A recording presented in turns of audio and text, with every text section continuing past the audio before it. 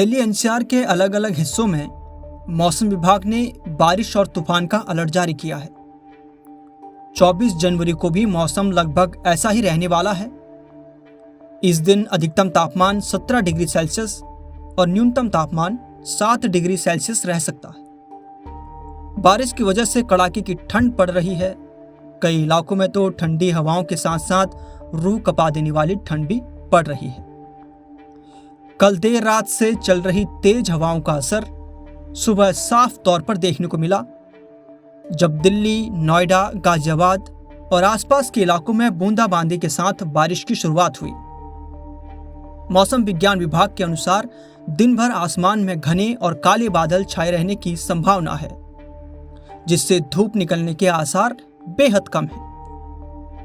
तेज हवाओं और बादलों के चलते दिन के तापमान में गिरावट दर्ज की जा रही है और लोगों को दिन में भी कड़ाके की ठंड का एहसास होगा। 23 जनवरी को अधिकतम तापमान करीब 19 डिग्री सेल्सियस और न्यूनतम तापमान 12 डिग्री सेल्सियस रहने की संभावना है। 24 जनवरी यानी शनिवार को मौसम लगभग ऐसा ही रहने का अनुमान है। इस दिन अधिकतम तापमान 17 डिग्री सेल्सियस और न्यूनतम तापमान 7 डिग्री सेल्सियस रह सकता है। देश की राजधानी दिल्ली में मौसम बदल गया है। सुबह से हो रही बारिश के बाद तापमान में गिरावट दर्ज की गई। इसका सबसे अधिक असर एयर क्वालिटी इंडेक्स यानी AQI पर देखने को मिला।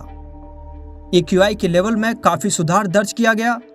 दिल्ली में वायु प्रदूषण में गिरावट को ध्यान में रखते हुए वायु गुणवत्ता प्रबंधन आयोग यानी commission for air quality management ने GRAP3 की पाबंदियां हटा दी हैं। ग्रैप 1 और ग्रैप 2 के तहत आने वाले प्रतिबंध लागू रहेंगे।